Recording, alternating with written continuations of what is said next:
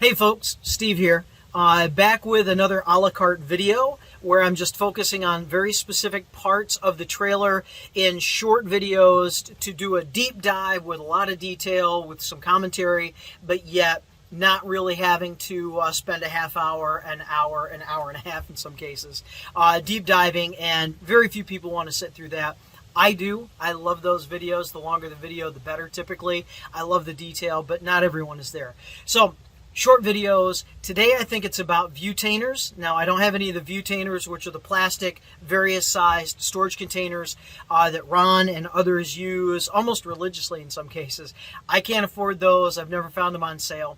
But what I do have are the shelves that would hold Viewtainers. I like the concept. I like the idea. I have varied it to different size shelves, but I still call them Viewtainer shelves. So this is about Viewtainer shelves today. We'll take a look at what I've got, how I've used, and then what's in some of the or all of the jars, whatever. Okay, I hope you enjoy. Here we are talking about Viewtainer shelves, and I was able to purpose the end of my cabinet. I had enough space between when the door closes and the cabinet starting that I was able to do this particular Viewtainer shelf. This went through a couple of iterations. It was actually a little bit smaller originally, and now it's a little bit larger. I took it off, rebuilt it, made it a little bit more functional.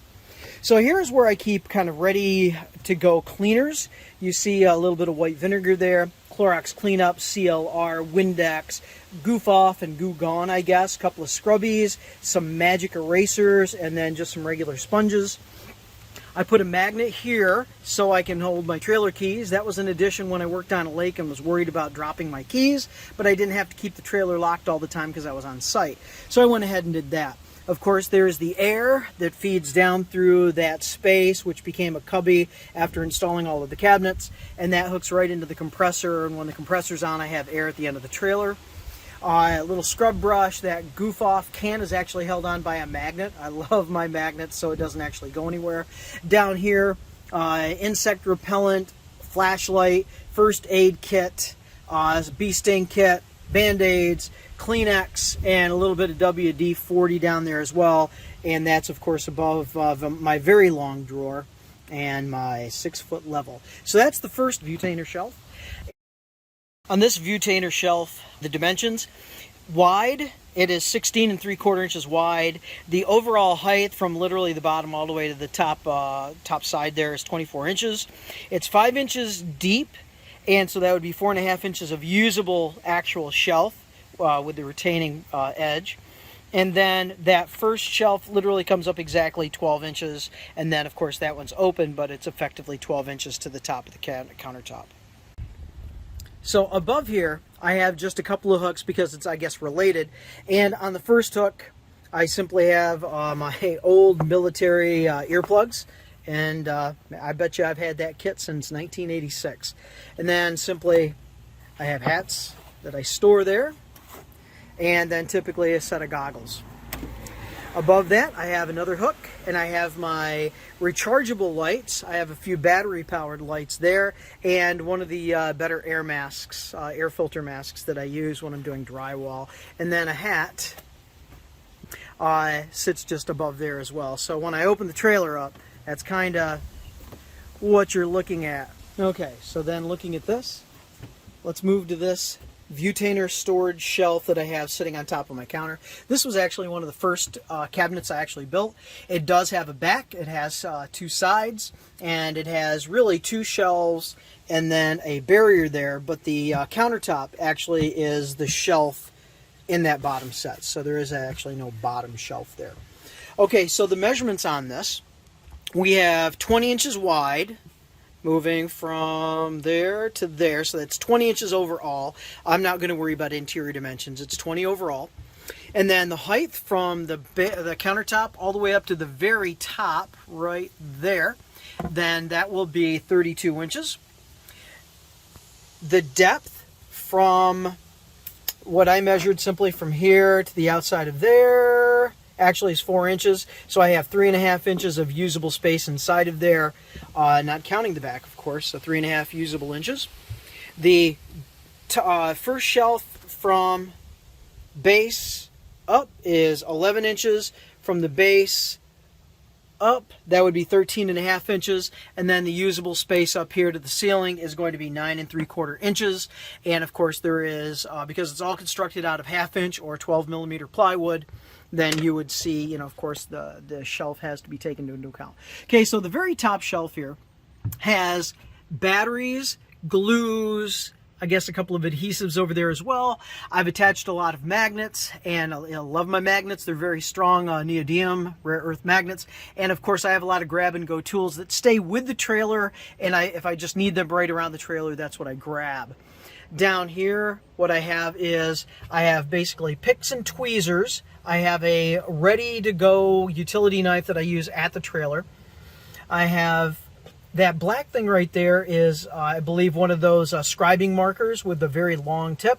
And then I have a scribing pencil with the very long tip, recommended by Adam Savage of the Mythbusters, who has a website called Tested. So colored pencils, colored markers, bigger colored markers, and then looks like some basically some medium ballpoint pens and a whole bunch of erasers just because I had them. Down here on the bottom shelf, various manuals, handyman manual that was given to me by my kids. One of those old rulers from, I think, my grandfather, though I don't use it, it just sits there as a kind of almost like a bookend. Some grab and go pens and pencils, lots and lots of tablets, pads that I use to record measurements and all of those kinds of things. Glasses, basically black markers for the most part, and then all kinds of regular pencils and all kinds of those fat boy pencils as well. So I'm never, ever, ever without pencils in this particular trailer. So that is the Viewtainer shelf. I have this very useful Viewtainer shelf for chemicals and such. This one was simply added on when I went ahead and created this shelf for my plumbing box or any other large storage there. And that's a very well supported shelf because of the weight of the plumbing box, and so I actually have L brackets on that as well. So in this space, it became a very useful place to actually put one of these Viewtainer shelves. Okay, so the dimensions would be that it's 5 inches deep with 4.5 inches usable, created out of all 12 millimeter 1/2 inch plywood. And it is 2 foot outside end to end wide. And then for this side, because it does taper up, that I need, I believe that's 11 inches usable height, and then obviously it grows from there. So what do I have? Well, in here, besides chemicals, I have a lot of swizzle sticks that I use for the spray aerosol containers. And then I have some what looks to be, I guess, lubricant. Yep, lubricant. 3-in-1 oil, 3-in-1 oil, rust remover, WD-40, looks like a few spray paints in there, some chalk, and a little bit more off, and probably a can of Raid behind it. I have been able to utilize also an edge there for a corner bracket that I had nowhere to go with, and also just as temporary storage, these are clamps that actually go with my track system, and so they actually fit in this track, and they fit in this this slot right there to pin the track down when you're using a track saw. Okay, then swinging around here is my last Viewtainer shelf, and that is effectively a hardware store. I had a lot of space here at the end of this particular cabinet, and so like Ron, I went ahead and took his idea and just created a Viewtainer shelf here. Although he actually has Viewtainers, again, I don't have Viewtainers, so I kind of made it a multi-purpose. Okay, so the dimensions of this thing, it is effectively 24 inches wide. It is 6.5 inches deep without worrying about these retaining strips. And it is from bottom all the way up to the top, which is, I guess, effectively the height of my cabinets, would be 65 inches. And these are not all evenly spaced. As far as the shelves go, what I have is, of course, the top is open. The next shelf, from the bottom of the shelf to the bottom of the shelf above it, is 6.5. This would be a measurement of 7.5. That would be a measurement of 7.5. And this would be a measurement of 7.5. This shelf down here would have a measurement of 9 inches. Then I would have that shelf at 11 and the bottom shelf at 11, which allows me to store taller materials and to be able to get them in, take them out. And that's why I did not evenly space these, because like I have larger jars there, but yet up here I have only smaller jars for them. Oh, actually, here's a larger jar. Smaller jars all up here and smaller jars all up there. And it affects on how you actually take these jars out. There is kind of a minimum clearance that you can hit and then make the shelf useful. So, and I did the open lip here so I could actually see inside of there, whereas down here, because it's well below eye level, I can go ahead and with a solid strip, because I can just reach in there, see in there, and see what's going on. Now, I won't bother with the hardware, but down here is all really the deep storage that I have. So I have a few extra containers. I have some CA glue and activator, some large storage chalk, some extra glues, a little bit of paint, some great stuff, and my extra magic erasers. On the second shelf, I basically have a little bit of bulk screws and nails. I have some chain, all that chain that we end up getting that's extra from hanging lights, some wooden dowels and some furniture pieces. And I'm really happy to have kept a lot of this pull chain material, and you know, with the connectors.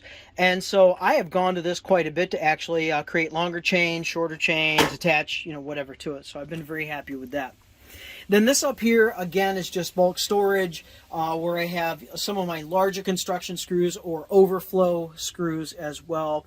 And this is really the bulk storage. Beyond that, it becomes my hardware store all the way up from there. Okay, well, I'll tell you what, folks, that is my Viewtainer storage material. Thank you, and see you at the next a la carte.